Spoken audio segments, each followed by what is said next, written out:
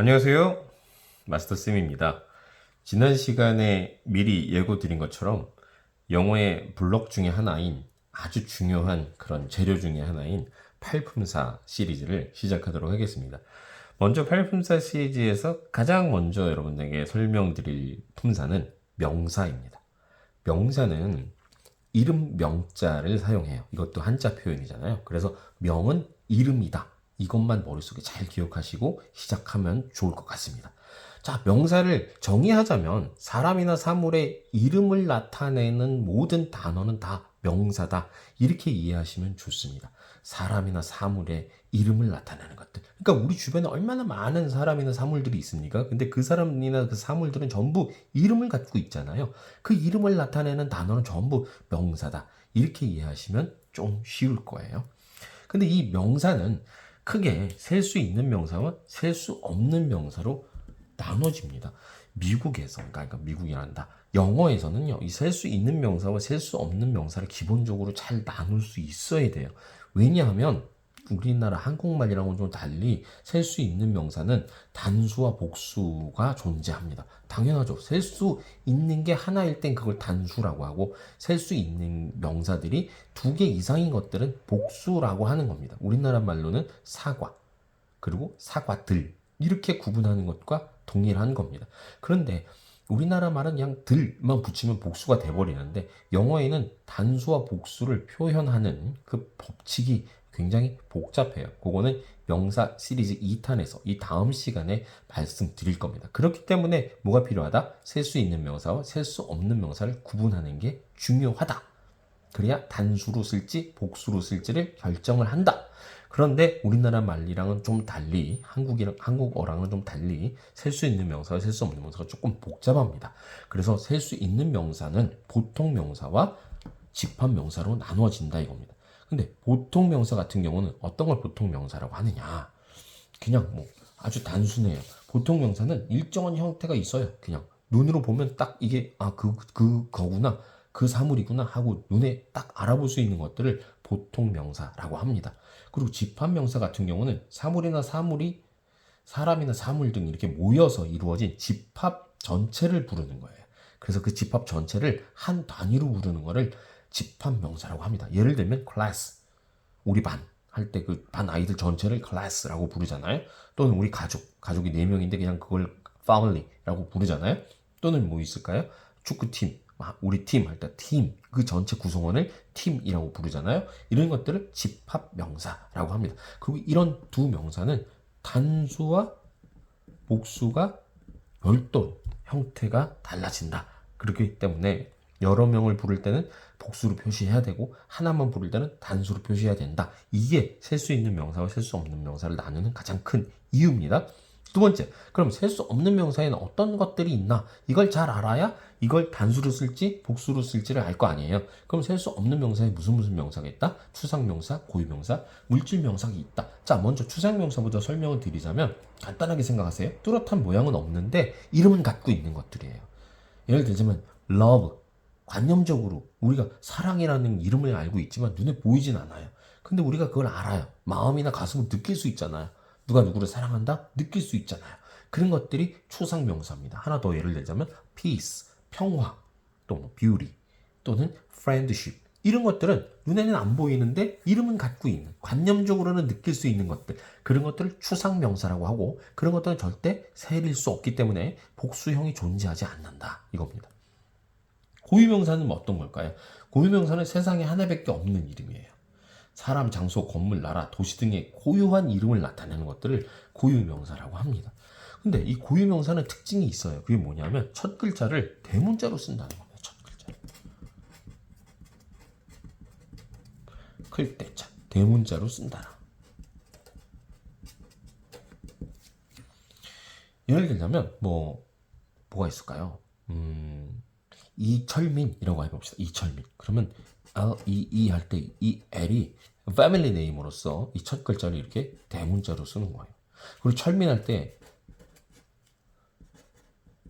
이거는 그냥 한 덩어리예요. 한 덩어리. 그렇기 때문에 요거만 C만 대문자로 쓰면 됩니다. 우리가 철민 하는데 철민은요.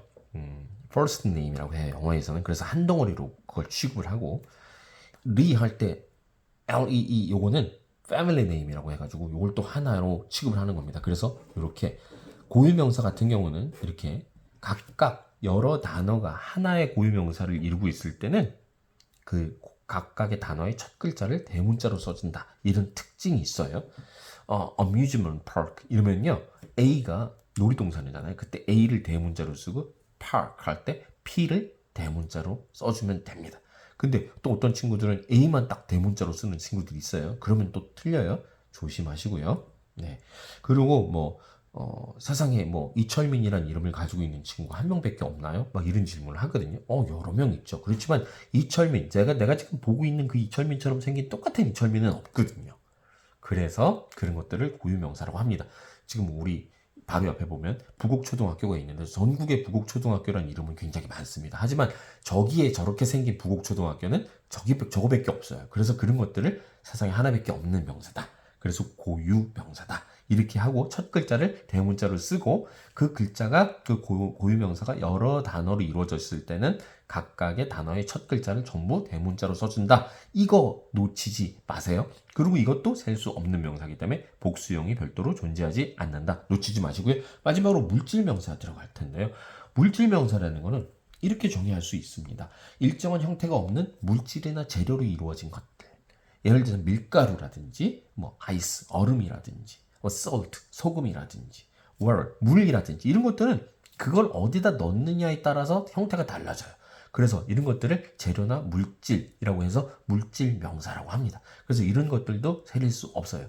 근데 물질명사에서 이거 주의해야 될 것은요. 조금 물질명사랑 정확하게는 일치하지 않지만 집합적 불가산 명사, 집합적 셀 수 없는 명사라는 것이 존재하는데 그게 시험에 많이 나오는 money 또는 뭐가 있을까요? 뭐 bread 또 뭐가 있을까요? 뭐 furniture 이런 것들이에요. 자, money는요 돈이라고 하는데 흔히 돈을 왜 못 쓰려요? 막 그래서 한국 사람 되게 힘들어해요. 빵을 왜 못 쓰려요? 가구를 왜 못 쓰려요? 막 이러는데 여기서 개념을 잘 따라오셔야 돼요. 제가 아까 이름을 뭐라 그랬습니까? 집합적 셀 수 없는 명사. 왜 집합이라고 하냐 하면 머니 안에는요 되게 다양한 머니가 존재해요.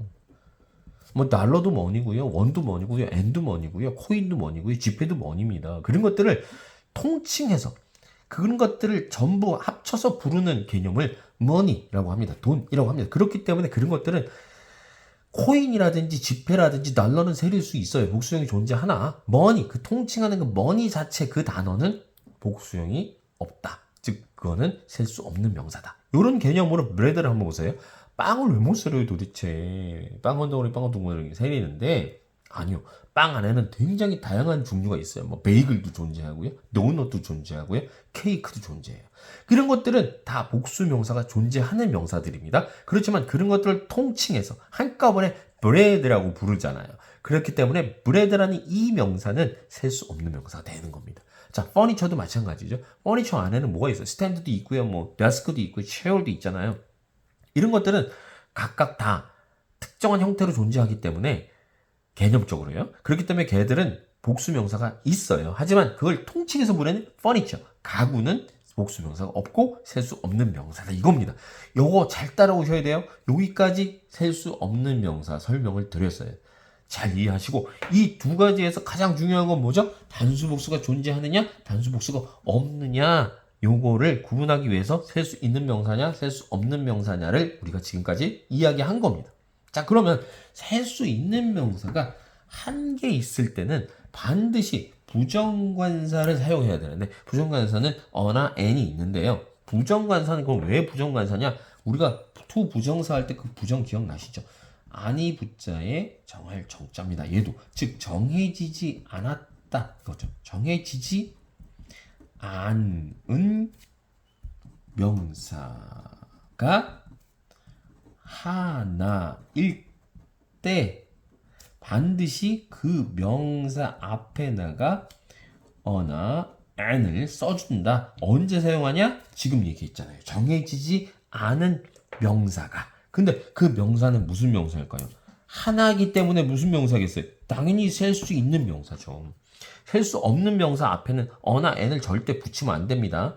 어머니, a bread, a furniture 이런 건 절대 있을 수 없는 거예요. 왜? 걔는 셀 수 없으니까요.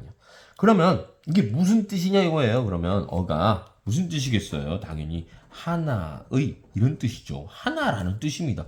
명사가 있는데 그 명사가 한 개예요. 한 개. 그냥 예를 들자면 I have a dog. 나는 그냥 개 한 마리를 갖고 있어요. 여러 마리 안 갖고 있어요. 그걸 표시할 때 쓰는 게 부정관사 어라는 겁니다. 그러면 나는 개를 여러 마리 가지고 있어요. 그럼 dogs 이렇게 하면 되는 거죠. 그렇기 때문에 이게 하나인지 여러 가지를 구분할 때는 반드시 부정관사 어를 사용한다. 자, 마지막으로 자, 이제 거의 끝나가요. 마지막으로 어가 언제 n으로 변경이 되느냐? 이거 되게 중요하죠. 이거는요. 어 다음에 오는 자, 글씨를 잘 보세요. 어 다음에 오는 명사의 크게 쓸게요. 첫 소리가 모음일 때입니다. 모음은요. 한국어 모음이랑 좀 달라요. 이거는 아, 에, 이, 오, 우만 적용이 됩니다. 이중 모음인 뭐 워, 여, 야, 뭐 또 뭐 있을까요? 뭐 이런 거, 유 이런 것들은 모음이 아니에요. 영어에서는 이거 모음은 모음이죠. 그러나 영어에서는 이걸 자음 취급합니다. 왜 그런지 모르겠지만 자음 취급합니다. 그래서 순수하게 아예 이 오 우로 소리 나는 것들 요거만 요런 단어가 명사의 첫 소리가 어디에? 어 다음에 오는 명사의 첫 소리가 모음으로 소리 날 때, 아예 이 오로 소리 날 때, 그때 이 어를요, n으로 바꾼다. 예를 들자면 이거죠. 1번 I have an apple. 자, apple 할 때 이게 애 소리 나잖아요. 근데 제가 이게 소리라 그랬지 글자가 아니에요. 글자라고 자꾸 친구들이 생각을 해가지고 대학생들도 이걸 자꾸 틀려요. 글자 아니에요. 글자 아니에요. 예를 들자면 뭐가 있을까요? 우산 해볼까요? 우산. 아, 우산은 모음이네요. I have an